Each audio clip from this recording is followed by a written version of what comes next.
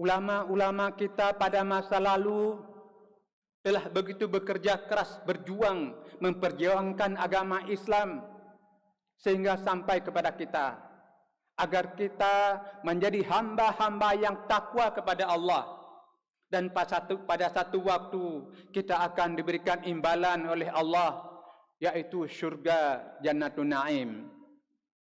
Itulah yang diperingatkan oleh Allah kepada kita, agar kita tidak lalai dengan hal-hal lain, tetapi mari kita terus-menerus meningkatkan ketakwaan kita kepada Allah. Seperti ayat yang telah khatib bacakan tadi, Allah menyampaikan kepada kita dalam Al-Quran surat Ali Imran, Bismillahirrahmanirrahim, Ya ayyuhalladzina amanu ittaqullaha haqqa tuqatih wa la tamutunna illa wa antum muslimun. Hendaklah kita ini terus-menerus meningkatkan ketakwaan kita, takwa yang sebenar-benarnya, bukan takwa berpura-pura, bukan takwa yang tulis di surat-surat, bukan takwa di sumpah-sumpah yang pura-pura, tapi takwa yang sebenar-benarnya. Dan Allah sendiri mengatakan, janganlah kita ini mati kecuali dalam Islam. Karena ketika kita mati dalam Islam, itulah orang-orang yang beruntung. Sidang jamaah Jumat yang dirahmati Allah, karena itu sepantasnya lah kita memberikan penghargaan, memuliakan ulama-ulama yang telah mengajarkan umat manusia, yang telah mendakwahkan dengan tulus. Ulama lah sebagai pewaris Nabi, yang kemudian ilmu-ilmu daripada Nabi itu disampaikan kepada kita. Untuk hal ini Nabi sendiri menyampaikan kepada kita dalam hadisnya bahwa al-ulama'u warasul anbiya, ulama itu adalah pewaris nabi-nabi. Karena itu dimanapun dan kapanpun kita harus terus-menerus menghargai ulama, memuliakan ulama, karena tugasnya dan kerjanya begitu tulus, dan itu menguntungkan kita. Kita sekarang beragama Islam adalah karena ulama-ulama kita masa dahulu. Sidang jamaah Jumat yang dirahmati Allah,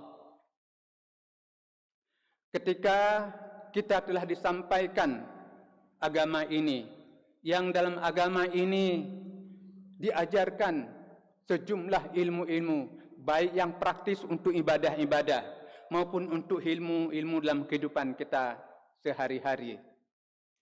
Karena itu umat Islam seharusnya menjadi umat yang berkualitas, karena dari awal Allah sudah mengajak agar kita terus menuntut ilmu. Sejak awal ulama-ulama telah menyampaikan kepada kita ilmu-ilmu itu. Orang-orang yang berilmu dan orang-orang yang beriman dan berilmu sangat dihargai oleh Allah. Allah menyampaikan dalam surat Al-Fatir, Bismillahirrahmanirrahim, Yarfa'illahu alladhina amanu minkum walladhina utul ilma darajat. Orang-orang Allah mengangkat orang-orang yang beriman dan orang-orang berilmu beberapa derajat. Orang-orang yang berilmu dengan iman, orang-orang yang beriman dan menambah ilmu, itulah yang dimaksudkan dengan ulama. Siapapun yang mendapatkan ilmu dengan iman, siapapun yang mengamalkan ilmu dengan iman, itulah ulama yang disampaikan dalam ayat ini. Sepantasnya juga bagi kita semuanya sebentar mengenang ulama-ulama kita yang telah berjasa mengangkat harkat martabat kita di dunia ini, termasuk mengangkat harkat martabat bangsa Aceh pada masa dahulu. Setelah Islam dikembangkan di Makkah, kemudian sejumlah ulama-ulama datang ke Aceh mengembangkan agama di sini. Lalu kemudian ulama-ulama kita di sini juga belajar ke Mekah dan kemudian mengembangkan ilmu pengetahuan di sini. Ketulusan ulama-ulama kita dalam mengajarkan anak-anak umat dengan mendirikan dayah-dayah ketika itu. Maka berkembanglah ilmu pengetahuan di Aceh ini di masa silam, sehingga Aceh ini pernah menjadi salah satu di antara 5 negara terkuat di dunia. Kenapa? Karena ilmu pengetahuan menjadi pusat kajian di sini.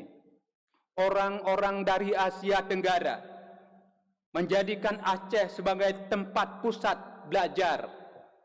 Mereka datang berduyun-duyun kemari untuk belajar ilmu agama Islam. Mari kita lihat beberapa orang yang kemudian dikenal di dunia ini.